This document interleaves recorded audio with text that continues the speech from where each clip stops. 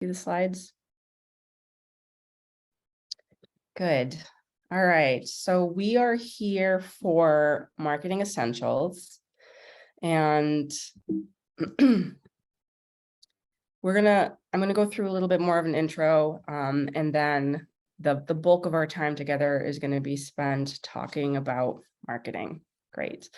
So just so you know that you're at the right call today, I am going to ask that everyone hold their questions until the end. I'm currently also recovering from COVID, and my throat is incredibly tender. And so in order to pace myself and to be able to share the fullness of what I've put together for you this evening or this afternoon, your time, or morning, depending on where you are, I think it will help for me to be able to just progress through the slides. Aaron and Ben, I believe, will be monitoring chat, however, so if you have questions and you want to bookmark a particular slide or topic with your question, just pop it into the chat and then we can get back to it towards the end of our time together. I have left more than enough time for questions, so I think we'll have about 45 minutes or so of me talking, hopefully, and leaving you with some really good nuggets is my hope as well. And then really spending a good amount of time together going through questions, also plenty of time for others to share examples and best practices that they've seen or things that they're curious about. So I'll get started. So I'm Rebecca. I have made it my mission to bring business insights into mission-driven organizations like yours. As Ben has mentioned, I have done a fair amount of work with other spiritual centers and retreat centers. I spent 3 years at Kripalu Center leading marketing. I also spent 4 months in residency at Upaya Zen Center out in Santa Fe, New Mexico, and have continued to do some volunteer work with them where marketing is concerned. Most recently, I've been in engagement with Menla on a couple of different projects, and then currently I'm on site with the Findhorn Foundation, helping them with their marketing strategy as well. So I really believe that what we do collectively is needed now more than ever. I think I'm preaching to the choir when I say that. I'm sure you all recognize that, which is why I even more so want to give you the tools to be able to get your message out there. The world has changed, as we know. I don't think that there's anybody that needs a reminder of that. Your business most likely will have changed during this time as well. Some of you, I know that isn't quite the case. You know, for some of you, you might be going a little bit more about business as usual, and that's okay as well. But I would still tell you that your marketing needs to change, even if you feel like your core business has not. Part of that reason is what used to work, and I wish I could see everybody at the same time as I'm doing this for a hand raise of how many of you had a catalog going or a print circulated newsletter going that perhaps is still the primary thing that you work on. And that was like the core of what your marketing engine was about, and probably the core driver of bringing guests to your center as well. And then also the pandemic accelerated the fact and the reality of that not fully working anymore. So we've had COVID, we have inflation, maybe there's a recovery period. Most likely there's a looming recession. That's a lot, which means that there's a lot of expectations of how we hold our business. And the reality of that is that this kind of started before COVID. COVID isn't the instigator in all of this needing to change, right? It catalyzed things for sure, but in reality, these are just some indicators prior to COVID that would have given you a sense of we need to start thinking about doing things a little bit differently. Most likely you've sensed some kind of increase in competition, right? So just put yourself back into 2019 for a moment. I think we all probably like to reminisce about that time when things felt a little bit simpler. Shrinking margins, leadership transitions, which I know many of you are facing now as well, harder to reach audience, presenters having more options, costs already were feeling inflated at that point. There was a changing demographic, or at least you had a sense that that was happening and you wanted to figure out how to reach that audience.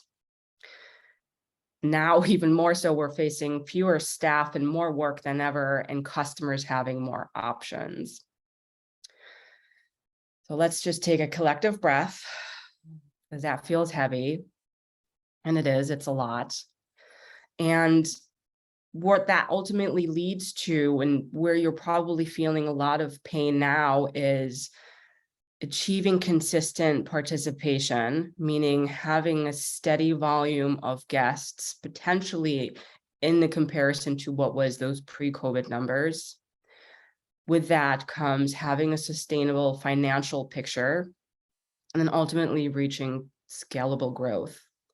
And so what I'm offering this evening, this afternoon, today, is some steps you can take towards finding a little bit more of a foothold in all of those things. And that is where marketing comes in. So when I talk marketing, before I jump into more of the brass tacks, I just want to preface that I know for many of you, perhaps if not in this room, since you're all kind of like part of the choir, marketing is a dirty word. And so one of the elements that you might be facing within your organization is the need to educate people about what marketing actually is and what you can achieve through marketing. So you can have some cliff notes to that through this talk as well. So one of the things that I used to, or like to say, is that marketing is not about making things pretty or cute. You know, people think marketing and they think advertising, promotion, they think sort of like Mad Men style and like flashy images and like all these things that make things pretty. I think that is a myth that we want to dispel. And marketing is also not about how you want to present yourself to the outside world. Instead, marketing is about how you can look at things from your customer's point of view. This is going to be a key theme that I'm going to echo throughout the entirety. Just getting rooted a little bit more into like, okay, what do we mean by when we talk about marketing? And this is going to be a good screenshot moment for anybody that has been feeling a sense of needing to have some support in how to redefine marketing or how to explain marketing's value internally. I will also just add to it the note that marketing, especially by finance, tends to be thought of as a cost center. So if you're struggling with having finance on board in any kind of way, remind them that marketing is an investment. So the way that I define marketing is that it's within an organization. It is a key function responsible for translating what you do and why you do it. And marketing, in addition to that, is a revenue driver that supports guest experience from first touch point to last touch point,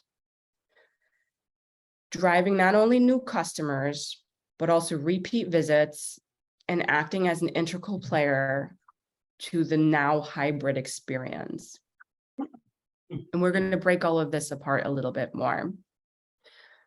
Another way to put this is that marketing is responsible for partnering with other revenue driving departments to reach core and new audience to help you fulfill your mission. Break this down a little bit more. Marketing helps you fulfill your mission.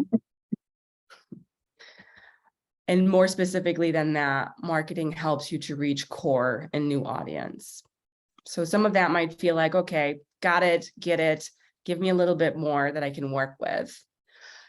The answer to everything, and I sort of like hinted to this before, is you have to know who your audience is. And this is where those 10 key indicators that I pointed to, a lot of that has to do with the shift in audience that has happened over the last few years.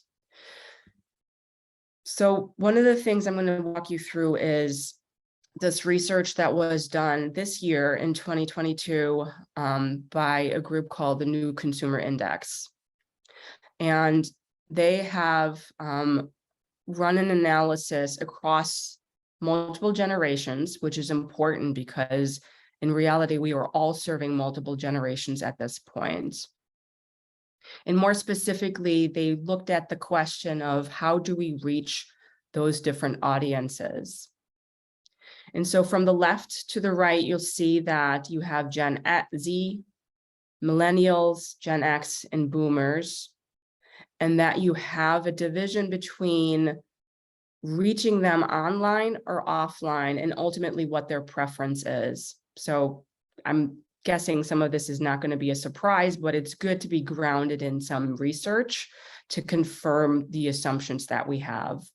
So you'll see from the very left that our newest, freshest generation, Gen Z, is leaning more towards being active online. That's not a surprise. Millennials are split about 50-50. Gen X, me, are still kind of wanting to be a little bit more within the offline. That might be surprising to people. And then no surprise that boomers are wanting to be more active offline as well. Question is, how should we go about reaching them? So we know where they want to be, right? How do we go about reaching them and engaging them more importantly?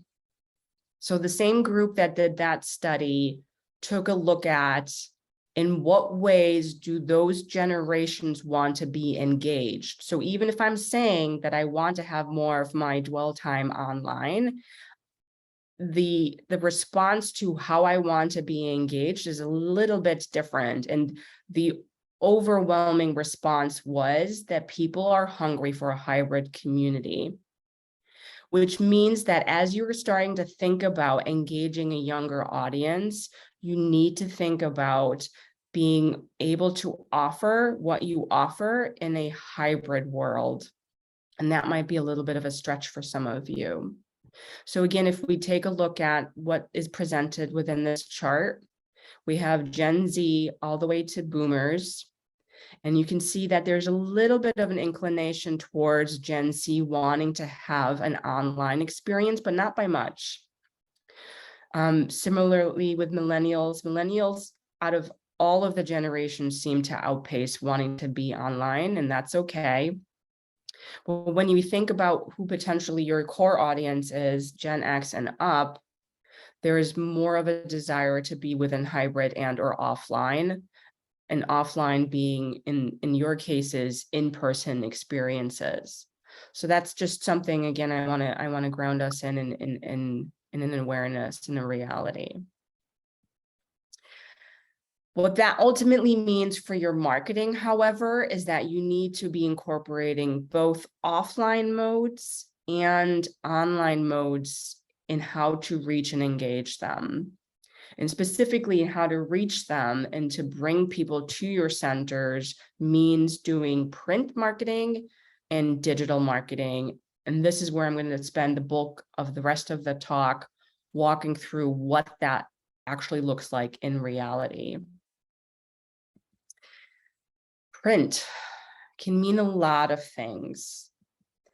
I'm going to focus on two very specific elements, and that is direct mail and signage, the latter of which I'm guessing might sometimes get forgotten.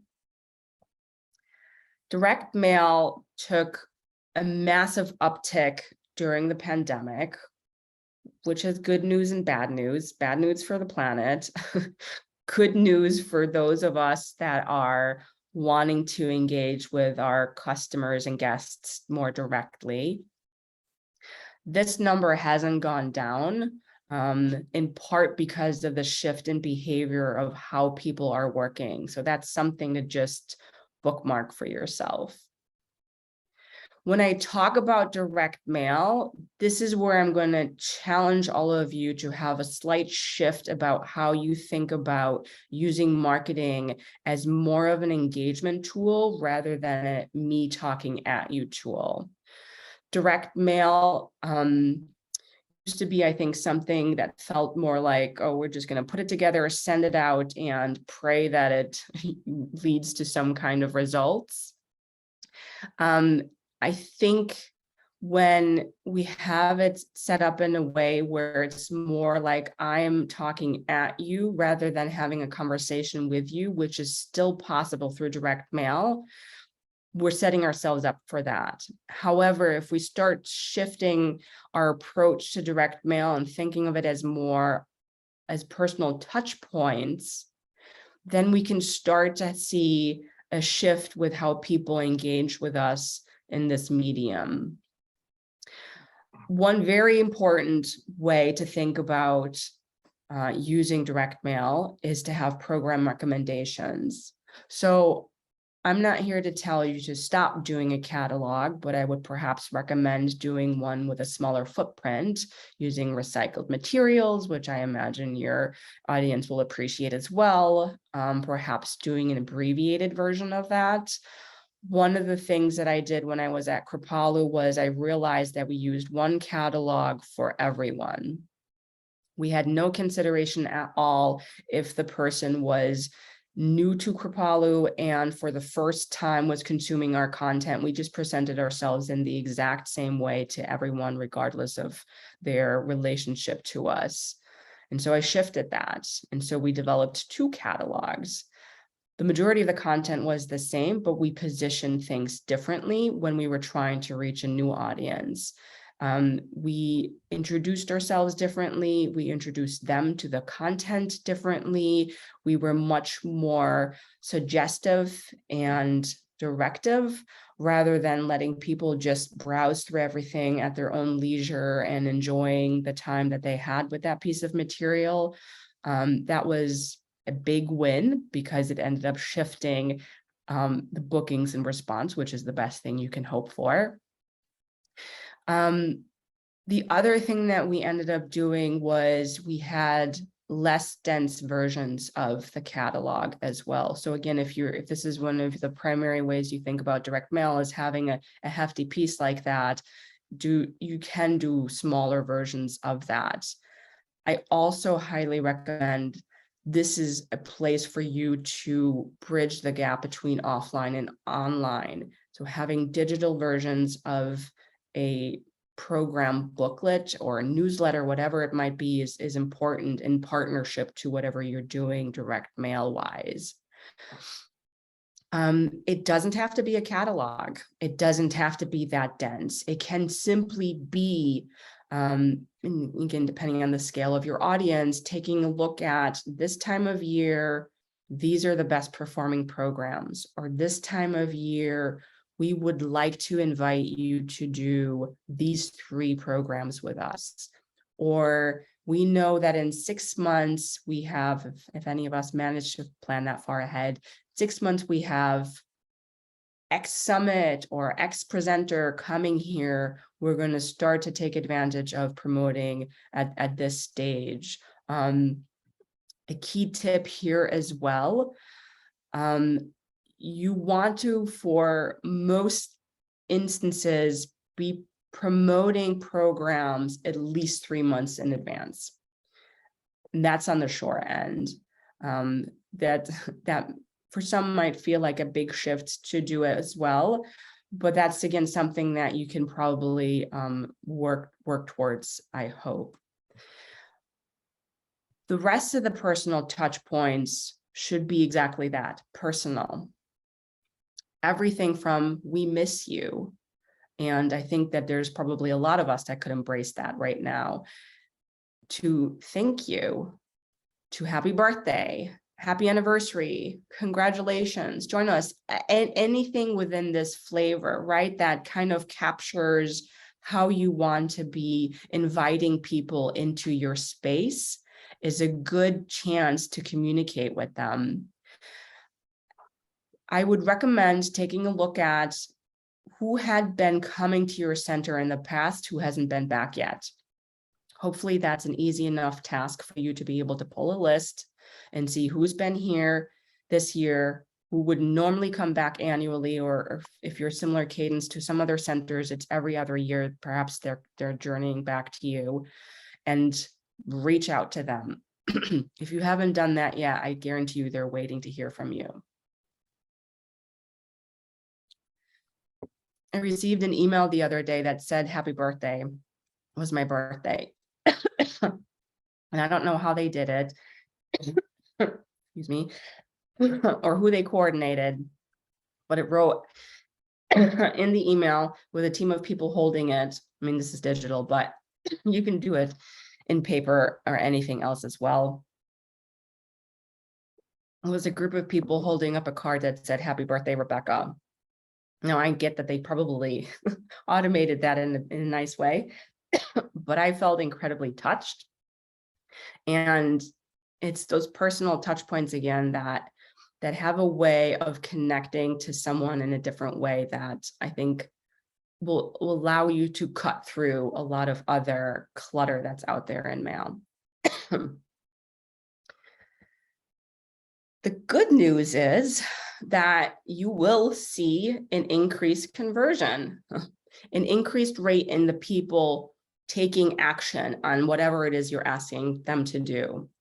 So if the request, excuse me, is for them to book, people will most likely take that, at least 30% of the population that you're sending it to, or an increase from whatever that booking rate might have been previously. So yay, direct mail.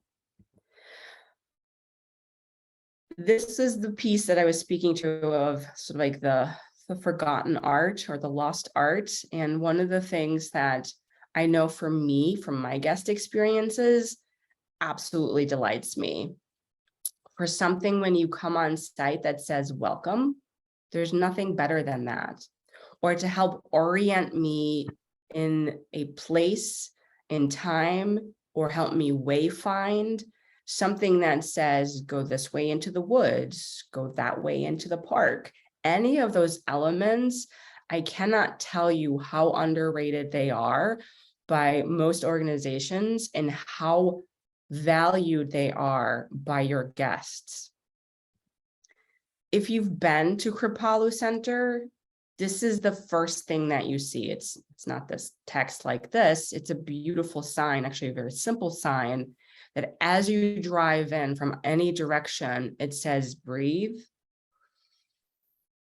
You've arrived. And this sign is the single most photographed thing on our property. And people reshare it and tag Kripalu Center like wild. And it didn't cost much. It was just a very simple thing to ground people into a practice, which is for Kripalu, rooted in yoga, which is rooted in breath. And how nice it is to be able to drive in somewhere when you know that you're trying to just land, and then to be prompted to take a breath and say, yes, thank you for guiding me here. I'm going to leave it with that for both of these pieces, because I think that's for many of you perhaps more than enough, and a lot. There's a lot to be done within that. So on to digital, my favorite. And specifically within digital, we're going to cover website, bookings, email, social media, and reviews. And it'll be interesting which of these you can self-identify, which of these you're not thinking about currently. Just checking myself for time.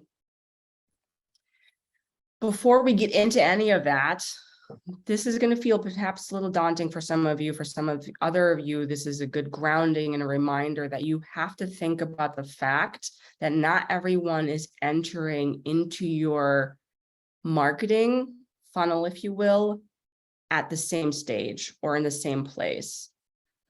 So let me ground you in what we're looking at. From left to right, we have different stages of an individual's journey in relationship to first having an awareness of or learning about who you are, all the way to becoming a potential influencer. This is simplified. This is an example. This is not the same for every organization, but it's, I think, enough for you to be able to mirror against that. If nothing else, if you've already done this exercise, it might be good to just sort of like step back in sort of like this world where we're re-emerging and look to see what of this still holds true for our organization. And then you'll also see that there's an axis that covers both positive experience and negative experience. And so as I'm moving from first learning about your organization to becoming a guest post-registration, to you potentially and hopefully retaining me as a guest, maybe I become an influencer. I probably would also now consider adding on there, perhaps I become a donor or involved in some other kind of way. And so if we take, for example, the dots, they are a potential sort of like way in which somebody might go through this experience. So let's say that I, Rebecca, am new to your organization. I first learn about you on social media. And I had a really positive experience there. I felt engaged, somebody responded to me, the message landed with me. And so that prompts me to read some reviews. Especially for younger audiences, Gen X on down, we are always going to look at reviews about what other people have to say about what their experience was like there. Younger generations will even go as far to see what's the staff experience there. How are people being treated within this organization that is making a claim about being how to be present and how to be in community in some kind of way. Then I'm going to take a look at your website. Again, this is all simplifying, but just to give you a sense of how people might traverse through all of this. I might be prompted to book. This is very frequently where things start to kind of like get tripped up. If there even is a way for me to call to book, meaning I want to attend or visit your center in some capacity. I know that not everyone necessarily has a program offering. What is that process like? What's that experience like? So see how somebody might sort of be weaving in from feeling really delighted with how that went to perhaps being like, oh, this feels a little bit more hairy than I was expecting. To then I come on site and I feel perhaps fulfilled through the experience and how I get held and the people that I'm meeting, etc. To leaving a review because I feel really refreshed and engaged with that, to then perhaps not quite feeling so engaged anymore because maybe there's no follow-up or the follow-up feels generic. So anyway, this is just to kind of give you a sense that everybody goes through this a little bit differently. So about the website then. A couple of key points. It should be incredibly clear from the moment I step into your site, and most people will enter your site through the homepage, but not everybody. There's ways in which we're going to come in through lots of different paths, but it should be clear what you offer. What makes you unique? What is sort of like that key identifier of what you want to be bringing into the world that I can participate in. For some of you, that's going to be programs. For some of you, it's teachings. For some of you, it's anything that I'm experiencing online with you and kind of like how I get held then while I'm in that experience. That should be clear. And I would highly recommend that if you haven't literally gone to your website in a while and looked, just do it and do it from the perspective of someone that's brand new to you. It should be clear where you're located. That often gets missed. Like, are you in the United States? Where are you? And then tied to that is, how do I get there? It should be very clear how to get to your center if you're doing these things in person, or how otherwise to engage with you online. This can be quite literal, the next piece, which is what to expect. Ground me in what my experience is going to be like. Pictures help with this as well. Am I going to have a room? Is a room going to be assigned to me?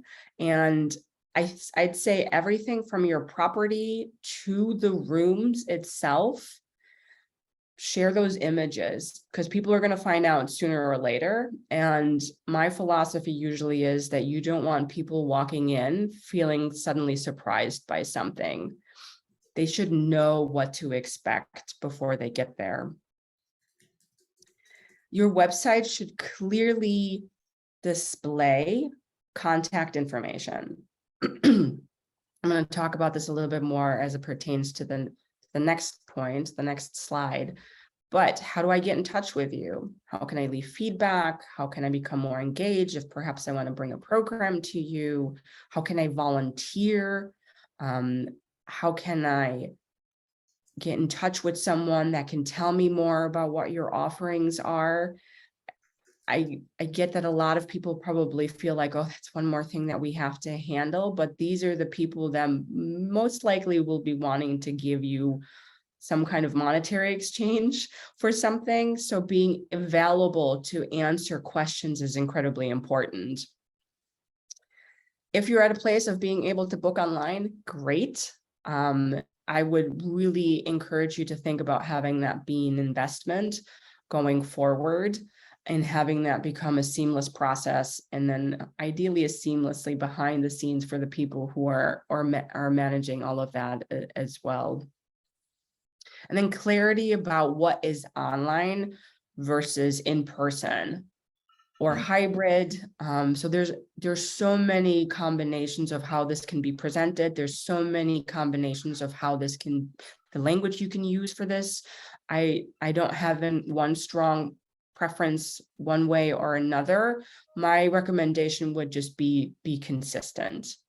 Some people call in person on site.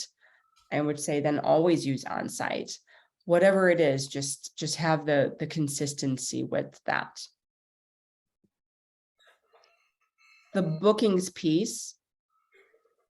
The interesting thing at Kripalu, and I was so surprised when I saw the data that supported this analysis, was that the majority of people would phone in to book programs. And we had a great online booking process. I think they may have even improved it since I was there, and we made some major improvements to it while I was there. But the majority of people still called in to book. Sometimes it can be a little bit of a reflection of if you have a lot to offer, that people just want to be able to talk with someone and truly look for a recommendation. Tell me what you think is best, right? Similar to when you go into a restaurant, for those of us that are still eating at restaurants, and asking for a recommendation of what would you eat? What does a chef recommend, right? And it's a similar thing. So when it comes to your bookings online, as I said, phone number, because you don't want to miss the opportunity to bring someone in and give them the chance to have that experience with you. They should be easy to follow steps online. And this too, I would recommend for you to take some time, sit down, walk through your website, and fill out a form as if you're a new guest coming in for the first time. Sometimes the initial intake is really intensive, and there might be reasons for wanting to do it that way. But my question then to you would be, does that need to be all presented at the very beginning? Perhaps you should focus on just capturing their name, contact information, at least that up front. So if they, for whatever reason, bow out of the rest of the process in terms of checking out online, then at least you've captured that minimal information where you can then always follow up with them afterwards and say, I noticed you didn't complete this booking. Is there something that I can help you with? And then get the rest of the information. which is the next point. Any additional information that you want to help you vet whether this person is the right person to come in community, that can happen at a later point. For example, if a big piece of your community is having people step into residency, and obviously you want to have people that are going to fit in with the community in a particular way, think about doing that in multiple steps, so that way you don't lose that initial interest, and then can keep moving people along. An interesting thing that seems like it should be obvious, but it isn't always, is collect funds up front. It's especially if you also are currently smaller staff in many departments, having to chase people to collect payments after they've had an experience with you is going to be incredibly difficult, if not impossible. And I'd imagine it probably doesn't happen. So if you can collect payments in full upfront, that would really be my recommendation. And then certainly there's other ways to think about having stipends or subsidies or sponsorships, etc., that sort of like fall into a different category. But I would say for the most part, think about collecting funds up front. And then again, tied into the clarity of what you present content-wise in general on your website, a blockage to making a decision on whether or not to book with you can come down to something as simple as not having enough information about what kind of space I'm going to be in. Am I going to be in a shared room? Is it assigned? What's that process like? You're going to have some people that might be less inclined to want to share right now because perhaps they're still feeling less comfortable than others about COVID. So there's a lot of things to consider there, but I would say remove simple roadblocks, such as not having clarity around what your accommodations are like. Email, some fun stuff. Some email must-haves. This, again, screenshot this. You should be doing all of these things. First of all, any opportunity you have to capture an email address, do it. Whether in person or online, and having one place where you can then keep it all together and have sort of like one overall holistic view of this is who our list is, this is our membership, this is our community, these are the people who want to hear from us, they're coming to learn something from us. Always be growing that. In response to that, if you just have a list and never do anything with it, that list isn't going to remain a loyal list or active just by virtue of existing. People have a lot of different competing priorities in their inbox. It's the world that we live in right now, digitally anyway. And that means that from the point that I subscribe and raise my hand and say, I want to receive more information from you, I should be receiving something in return. And it can be as simple as a 3-part series. This is where I tell everyone to start. Start with 3 emails. First one is, thank you for subscribing. Let me orient you to what you can expect from us, or this is what we've got coming up, whatever. Very simple, but like welcoming. And then have a follow-up that goes out maybe a week later that says, thank you so much. We have other things that we'd like you to take a look at.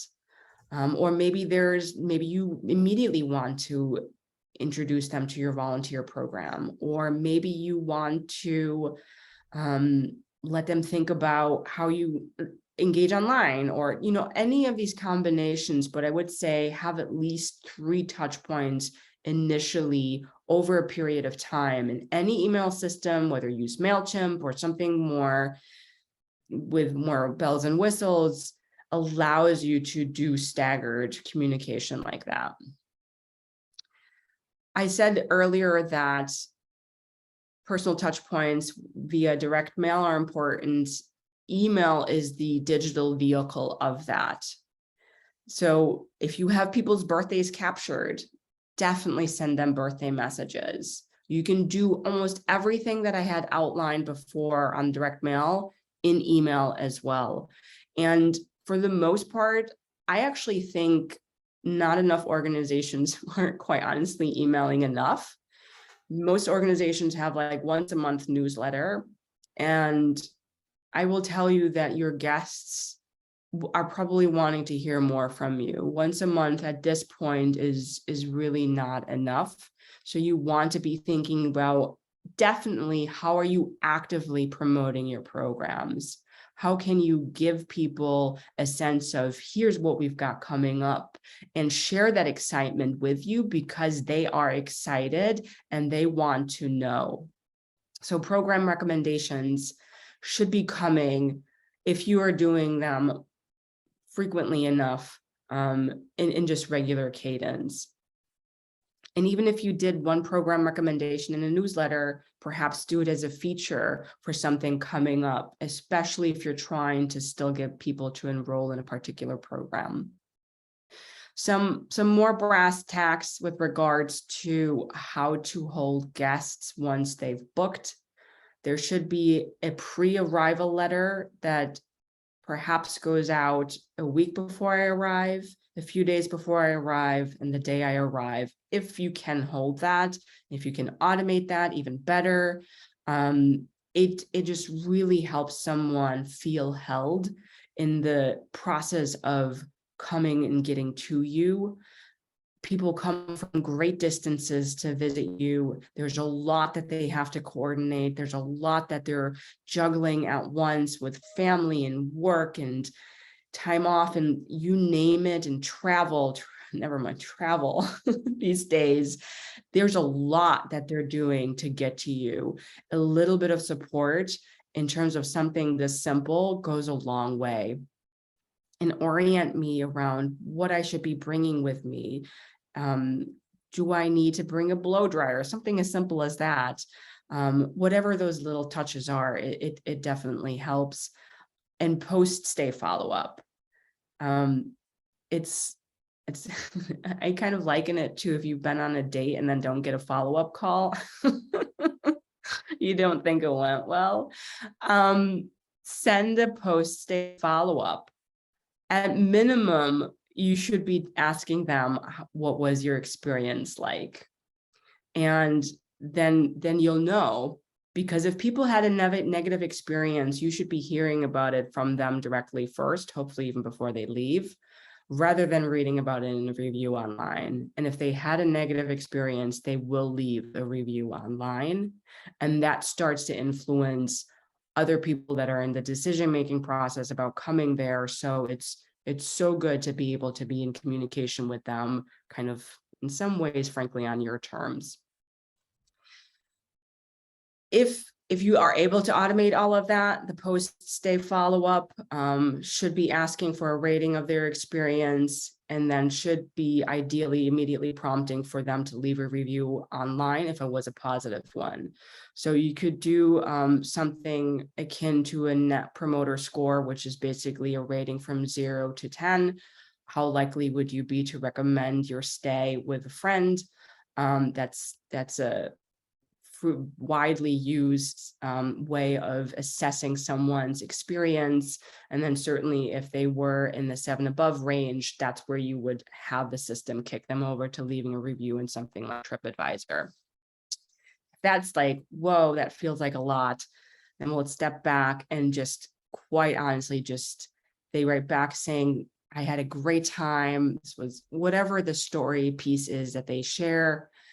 Ask if you can have their permission, whether anonymously or with name, to share that information on your website.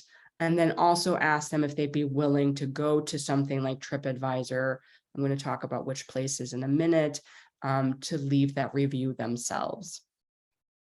If you're like, got it, I'm doing all of these things already, then I would ask you next, when was the last time you surveyed your audience, your email list, and actually ask them about what are you wanting us to create with you right now? What are you needing? What are you hungry for? What more can we offer you?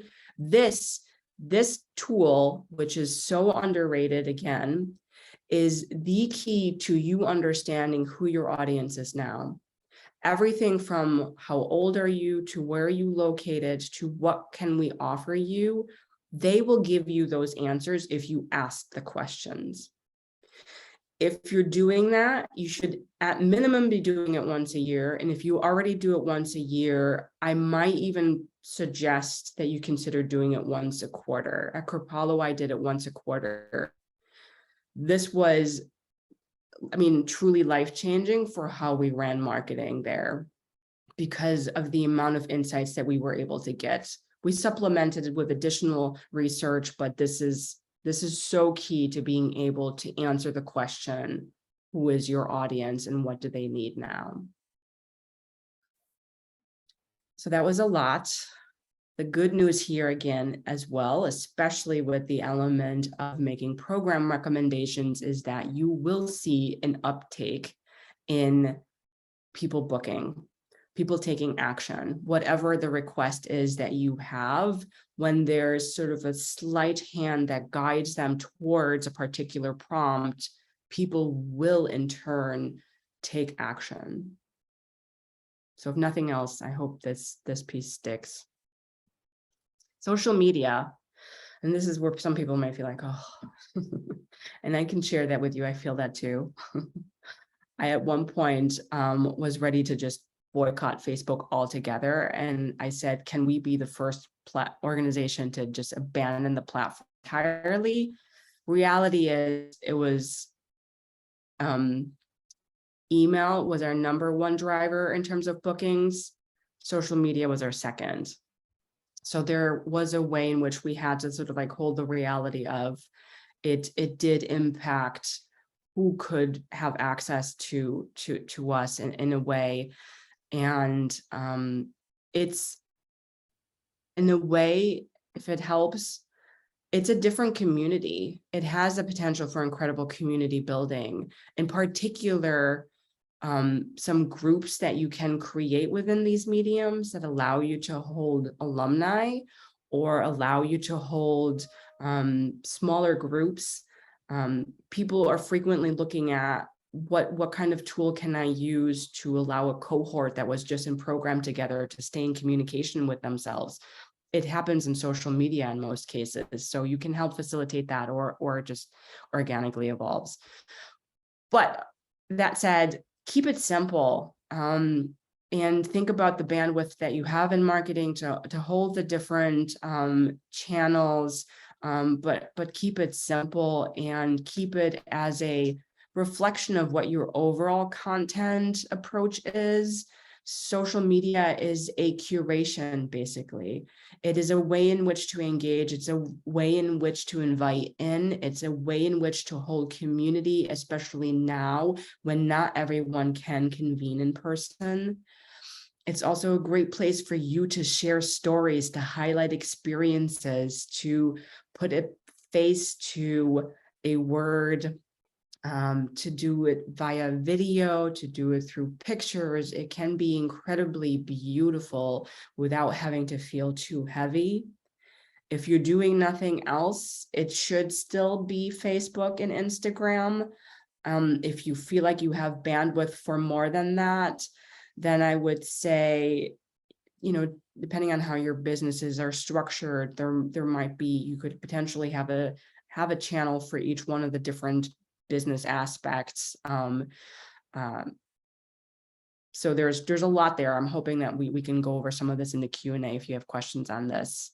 And as I said, a combination of video and pictures and quotes. If there's nothing else that I've learned from the things that people gravitate towards, it's quotes. Simple, beautiful images with a quote on there. and make it relevant to your teachings, to your lineage, to what you have to offer. But those things tend to be incredibly popular, and then sprinkle other things meaningfully throughout, including more concrete things to ground people into this is the program, the date, and when it's available, and how to go about booking. So it should be a nice, inviting curation of things. Ratings and reviews. Just checking time again. I'm just going to keep this very simple. You should have profiles on all of these, and you should be prompting guests to leave reviews on all of these. TripAdvisor, Google search, and Facebook. All of these show up in the search results when somebody, whether as broadly for a topic such as spiritual retreat, wellness retreat, whatever the offering is, or more specifically, a search as specific as your brand, meaning the name of your center. This stuff shows up whether you wanted to or not. So it's good to have a sense of what it is that's already showing up, and then how you can potentially influence it and even engage with comments being left and prompt more comments, hopefully, that feel like a positive, accurate reflection of people's experiences. You can take quotes from any of these places and add them to your website as testimonials, add them into other content. People love to hear what other people's experiences are. And then, as I said, ideally, if you can, nip it in the bud before it becomes something that somebody feels like they need to take externally, because they will. And then, as I mentioned, younger audiences in particular care very much so about the entire ethos of your organization or your center. They want to know that people who work there are being held in equal measure, that they're having an equally positive experience. And so it's really important to take that into account as well. That covers it on the digital front. I think we're rounding close to an hour, and so I'm going to leave you with a couple of additional nuggets. If nothing else, what we just covered, I want you to do these 8 things. Make sure that your location and accommodation are clear and listed. Take a look at your reviews and prompt people for reviews. Take a look at your booking process and make sure that that's a simple process to follow through. Have an email welcome series, so when I subscribe to you, you are giving me at least 3 emails that ground me in what to expect or who you are and what you have to offer. Having some kind of email that orients me to your programs, ideally more than just the once a month newsletter. Having some kind of pre-arrival email, some kind of member survey at least once a year. And then, we didn't talk about this, but you can use email as fundraising. And I don't know any organization right now that doesn't need additional funds. Simply making the ask goes an incredibly long way. An example that I think they'll be okay with me using, when I was at Upaya, I helped them with some email initiatives. They had Roshi Jones' birthday coming up. What an amazing opportunity to take advantage of an ask. 80 years of supporting the community through her teachings, well, not fully 80 years, but effectively. They did an ask, and within 3 emails, they raised $80,000 simply by asking. If they hadn't done that, they wouldn't have gotten that money, but they made the ask. It's completely possible. People want to help. People want to show up. They are waiting for a prompt from you to tell them how to engage. And so I encourage you to do that. Few other things. I know this is a lot, but for some of you are, I think, are a little bit more advanced than others, and that's okay. We're all at different stages of learning and development. Marketing should be working on alignment. If you're like, check, I've got all of that, we're good. You should be working on alignment then with programming, fundraising, your registrations or bookings department, how you can support hybrid experiences, both in terms of the delivery of the program, as well as the pre and post. And then really looking at what are current growth and seasonal challenges, and what additional thing can we do to move the needle on that front. One last thing. Because we are heading into a recession, I think I would be amiss if I didn't point these particular things out. A lot of this feels like potentially a lot to all of you, and I can appreciate that. Recessions mean that we need to be thinking a little bit more near term. So a lot of what I just spoke to is a little bit more of a long-term strategy, and everyone 100% should be thinking about how to reach those younger audiences long-term. For near term, I'm going to ask you to double down on your core. Many of you, it's probably very similar. It's the boomers, most likely female identifying. And there's going to be some nuances to all of that, but get clear on who that is and double down on that for right now. Focus on getting those return guests and rebookings. This is where you're going to get most of your return on your investment. Make outreach more targeted. So if you're already again doing all of that, list segmentation, I cannot overemphasize. And then prioritize and focus efforts, which means literally do less. Yes. If there's things that you can take off your plate, think about doing that now in order to really help in this process.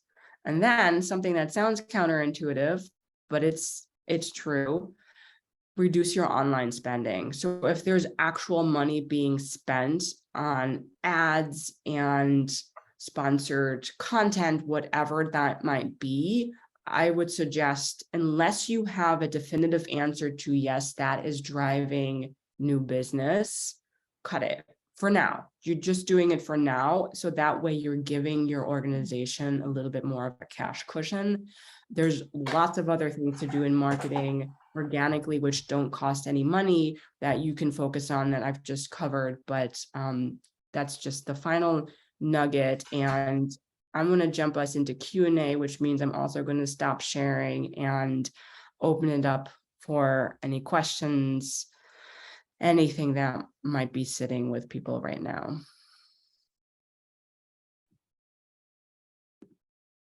I'm happy to jump in with a question. Hi, Rebecca. I'm trying to You're see. like searching the Hi. gallery. Yes. Yes. Hi. Hi. I'm Ling. I'm here representing Big Bear Retreat Center. I think my colleague is on here as well.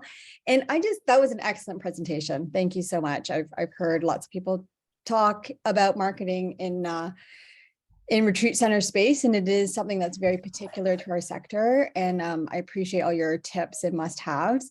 One question I had for you is, I was curious how you think about like the time spent on overall marketing for an organization or brand building to drive awareness versus marketing for specific programs to drive bookings, especially if you have a lean team. I'm just curious for any reflections on that. So it's, if you think about this, like the journey, and programs fall at a particular place into the journey, it's definitely not awareness building so much, right? Mm-hmm. It's I think so there's that. Mm-hmm. A quick way to ground you into what the right answer for that is to take a look at your analytics. So do you have at minimum Google Analytics set up? I believe so, yeah. Yes. So I would say take a look at your Google Analytics, which is standard with most websites, depending on what you use, but everyone should have Google Analytics set up if you don't set it up. Mm-hmm. Google Analytics basically tracks for you what the volume of traffic is coming into your website. And it allows you to track that over time.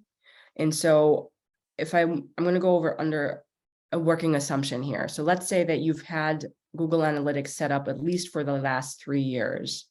It will get, you should do a pan out view over the last 3 years and take a look at how your traffic has been over time Mhm. and look to see how does that compare. Are you massively down in traffic right now? Which if you are down in traffic, then you have a brand awareness problem, right? Then your problem is bringing people to your website. And that means you need to focus on doing more brand building, more awareness drumming up, potentially a little bit of sort of PR, some more in social media, more partnerships, more content. That's where I would put my focus. If traffic looks like it's up or on par with what it was, then more than likely the problem is that people aren't either clear on your offering or you don't have enough offering. And that's where I would put some emphasis with working with programming to see where's the disconnect there. Make sure that your bookings are okay, that the forms work. Sometimes it's as simple as like links not working. I've seen that. uh, so I mean, there's anything and everything in between. But that's use data to ground you in kind of like the reality of what's happening at your center right now. Mhm. That's super helpful. Thank you. Thanks for bringing it back to data as well, because we can sort of guesstimate what's happening out there, but actually grounding it in some stats is a great way to go. Yes, absolutely. Yeah.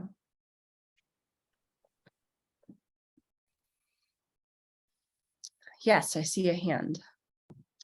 Yeah, you talked a lot about emailing out a lot of information, but we tried to find a way to get email list of churches in like a 1 hour, 2 hour time range from our center. And nobody puts it on their websites anymore. So even having college students that were willing to go to everybody's website to try to find email addresses, they don't put them on there anymore. Any suggestions on that? Meaning there used to be somewhere publicly where email addresses were displayed. A lot of churches actually had their emails on their websites, and that you could find an email address, contact information. They are now eliminating emails on a lot of their websites and that. And so, like I said, we tried to do it manually because if you try to purchase emails for the churches, you have to pay for a whole state. And where we're located, that'd be 4 different states of a lot of nothing that we don't need. Have you had success with doing that in the past? There was nothing here when I got here for that. Okay. So I tried to we have a college connected with our center here, had college students come in and try to find stuff, and they really couldn't find a lot of emails in looking for them. I think if I'm following clearly what you're saying is, and feel free to correct me if I'm wrong in my assumption here. You want to be receiving email addresses, meaning the lists that you build and who you ultimately send your communication to organically, meaning people opt in, people willingly give you their name and email address and say, yes, I want to receive information from you. Years ago, people used to buy lists. I've never seen those work well, like ever. It's my experience, it's a waste of money, and people on the receiving end rarely know why you're contacting them or how you got their information. And what can happen, especially these days, is people will mark you as spam, which means that that kind of tends to do disfavor to what becomes your entire domain, right? So let's say that you're lindenwood.org. Lindenwood.org gets impacted if you start to show up in people's inboxes as spam because people marking you as spam because they didn't sign up for what you're sending them. So that's where having some kind of offer and exchange comes from. So you can let's say you don't do programs, but you want to ground people in your teachings, you could put together some kind of online offering that people can download and access in exchange for an email address. Okay. Maybe it's how to, I'm making this up, maybe it's how to hold You're doing good with it though. spiritual groups within your own school communities. And for me to have a blueprint of how to do that, I'm an interested student. I want to build that kind of community within my own network. You have a guide for it. I'm willingly going to give you my email address in exchange for that guide. Now you're starting to build a list of opt-in and Okay. really enthusiastic students. So, you know, see where I'm going with this? Yep. That's kind of how you want to do it. And yeah, does that answer your question? More or less. Yeah. Okay. I was hoping you had a better answer of getting this list in, but No, there's no shortcuts. all right. Yeah.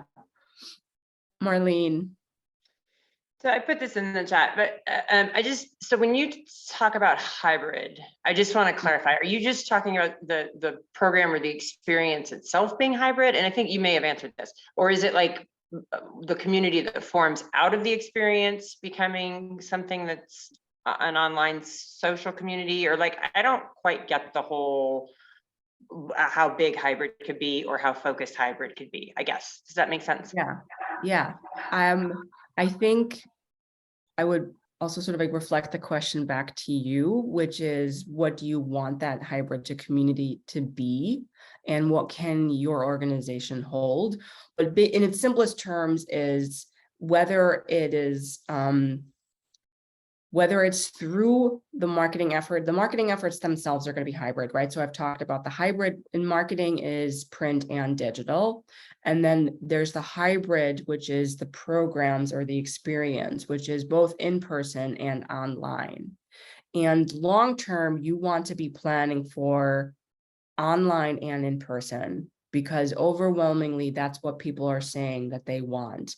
And that's been like a steady beat from research after research that I've seen. Every consumer report that I've read, and I read a lot of them, says that people want to be both online and in person. So think about what that formulation might look like for you.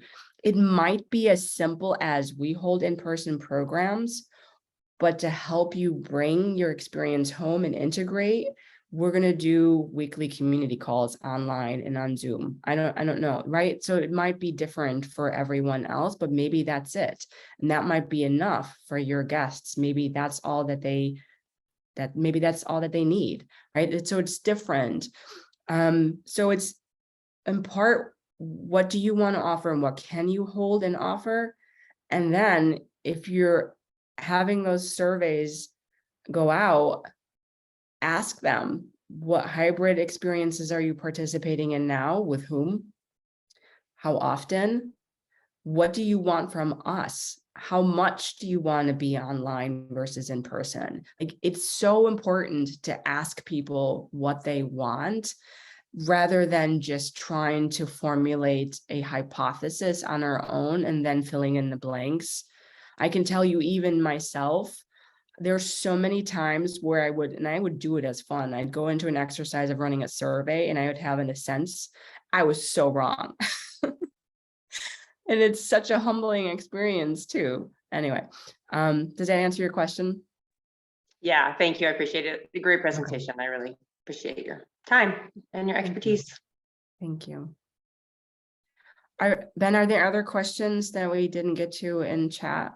Yeah, I wanted to pop some of those in front of you and see what you think. One is, what are best marketing practices for deepening relationships and reaching more diverse audiences rather than drumming up more registrations? Some centers already have more demand for programs than they can meet. So it's more about how do we strengthen that relationship? I think we're looking at long-term here. Yeah. Insight on that? Yeah. Again, I would ask what people want. I think really letting, especially if you already are hitting your numbers, congratulations if you're in that space. It's it's a great opportunity to get that feedback, to hear that voice from community and to let them speak to what more they're wanting to have or get from you and how you can best support them in that process. I would heavily invest in building out some email, and think about perhaps supporting other online communities. One of the things that I dreamt of doing while I was at Kripalu was to basically have almost like a Kripalu at home kit, a way in which to gently ease people out of there when they were held so well at the center in their journey back home. And so think about what those things might be for you to delight people on that process back home. Is there everything from like, is there a curated playlist you want them to listen to on their drive home that reminds them of the high that they were basically riding now as they just had that time with you, to landing at home with an email that sort of like says welcome back home and here's 3 ways to stay connected. There's so much. If you are fortunate enough at this point in time to have quotas in terms of guest bookings, be wherever goals you're saying, and you have a healthy margin within your business, a healthy revenue margin, then I would say play. Like, have fun with it. Think about ways in which to delight your guests and customers. Think about ways in which to delight your staff. Maybe it doesn't necessarily mean doing more. Maybe it still means doing less, but turning inward and thinking about how to shore up whoever needs to be feeling a little bit. And there's endless possibilities. I could go on and on about ideas. It's exciting. It's an exciting space to be in, but I would say have fun with it. Sort of a similar question also. It seems like audience surveys would tend to keep privileging the same people who are already drawn to your center. Like those would be the folks who would be most likely to respond. How do you get around that?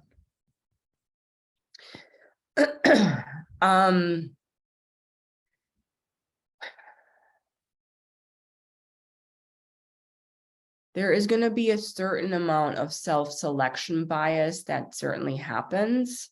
I haven't seen that it's an overwhelming amount of noise that drowns out the rest, especially because you're always going to have a new audience.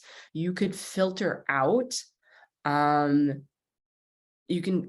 Segmentation is probably the primary way that I recommend doing that, really looking at like a more recent new cohort, which might even reflect more of the new cohort that you'd be wanting to attract anyway. So segment by recency of visits, segment perhaps by recency of engagement, and then constantly be looking at how do you build like audiences, but aren't necessarily the same voices, which means you can do lookalike audiences within things like Facebook by uploading your email addresses and basically doing a more active campaign to find new audience, and then engaging in survey with them that way. It's inviting people into feedback through more than just email channels. Especially if you're a center that brings people in and you're open right now, doing conversations in person. I wouldn't necessarily going as specific as like focus groups, but to have more targeted conversations with guests with the intention of getting clarity on similar questions that you would otherwise ask via survey. I would always prompt people in marketing at Kripalu to not make assumptions about their understandings of the guest, but to have conversations. And it changes truly what your understanding is, because it grounds it more in the reality. Yeah, I think those would be some of my primary ones. And then there's also you can engage with firms that do this type of work for you. Again, if you're in a place where it's like you're solid, you've got enough budget to do a little bit of additional things right now, I would engage a firm to do some secondary market research that allows, again, to sort of like do almost like a mirror of a lookalike, which will give you a lot more information than even just from your primary audience.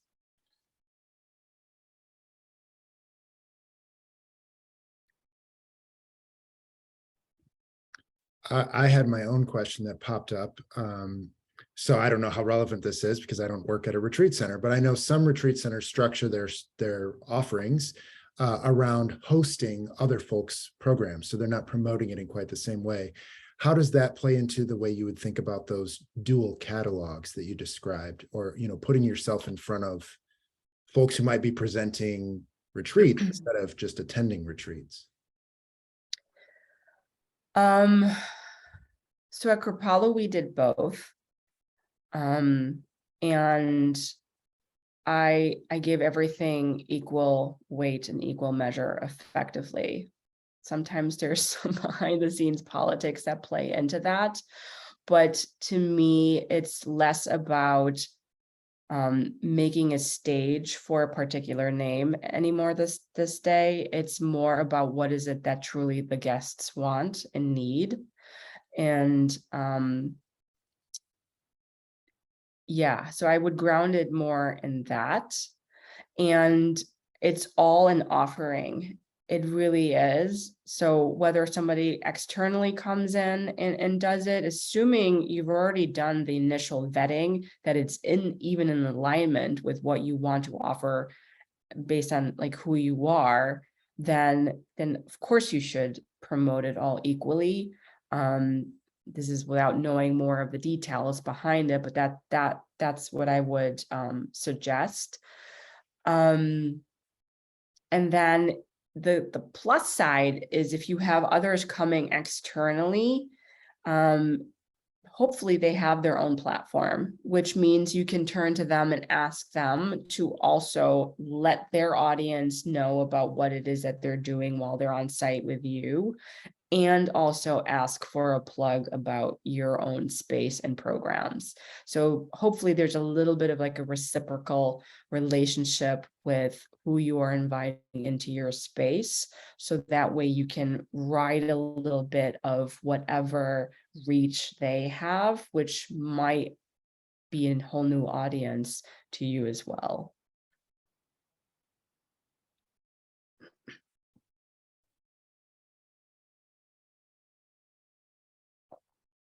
What other questions?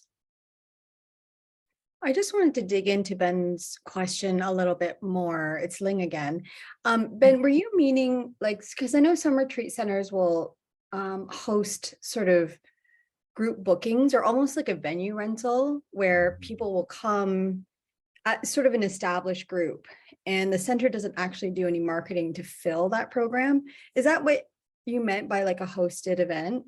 Yeah, and I think there are kind of different ranges of that. Some of them are hosted events in that the facilitator and the programming is from the outside, but participants could be from any group. And then some of them are, they bring their own participants and the center doesn't have any role in bringing in participants. And I'm wondering, do you name that in your catalog? Do you, and this is again from the outside, how do you name that? Do you name that in such a way that it encourages other folks who maybe have their own small group to contact you and say, I want to book my own independent retreat that I will lead? And I know that can be a whole other process, maybe separate from a catalog, but I wonder how a catalog, if it's getting passed around and you're printing it anyways, how you can talk about your center's position in those various kinds of offerings. So yeah, you're right, Ling. I'm kind of feeling that there are a lot of different ways that centers do this, and some of those ways I have not seen presented clearly on their websites or in their, public facing communication. Thank you for that clarification, and thank you for asking the question, Ling. I mean, and I would also open up to others on here, like how are you doing it? I think it depends on the environment and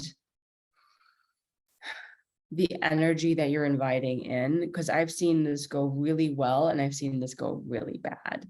I've seen the greatest intentions invite in groups because they're trying to fill space and close a gap in budgets or whatever it is. And the group that gets brought in either doesn't get held well or is just not aligned in any way with what you're trying to establish at the center. And it can throw off the rest of what you're trying to create. In which case, if you're new to doing programs in space that way, I would say run it for a while and figure out what the right formula is before you start sort of like inviting a lot more of that. If you're in the camp where we've been doing it, we've got a good formula, we've got a good vetting process, we're clear on what groups we can host and not, then I would say, I'm sorry, one moment.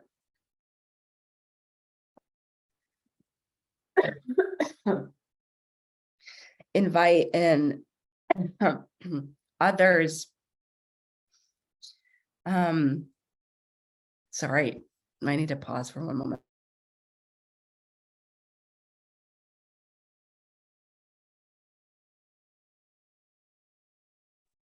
Good time to all take a collective breath. Maybe use things like either email or a newsletter or a catalog to have a section that invites people into space to like co-create something new with you. And it doesn't have to necessarily be like X, Y, and Z group or X, Y, and Z program that they're doing, or maybe it can that feels really mission aligned. But otherwise, I would just say have an open invitation to, you know, whatever formulation of groups or organizations, maybe businesses, right? Maybe you're wanting to invite corporate into your space somehow.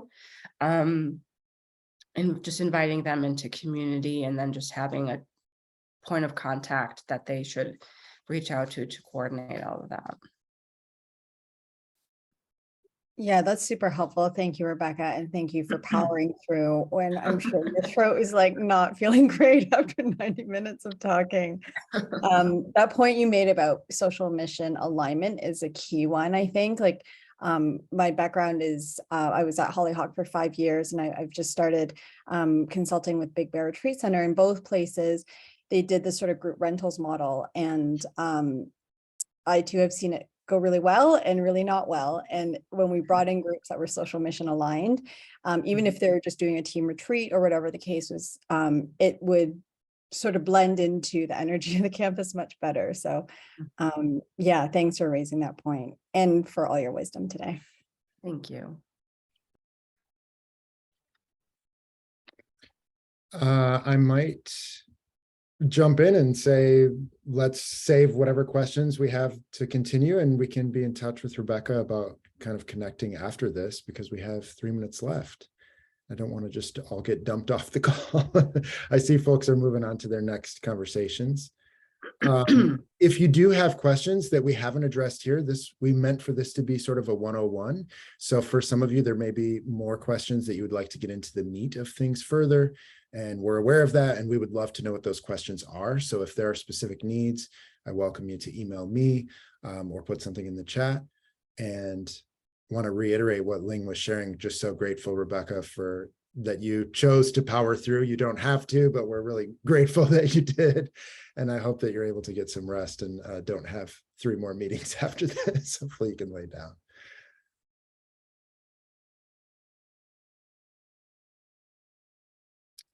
Thank you all for being here. Yes. Thank you so much. Thank you all as well.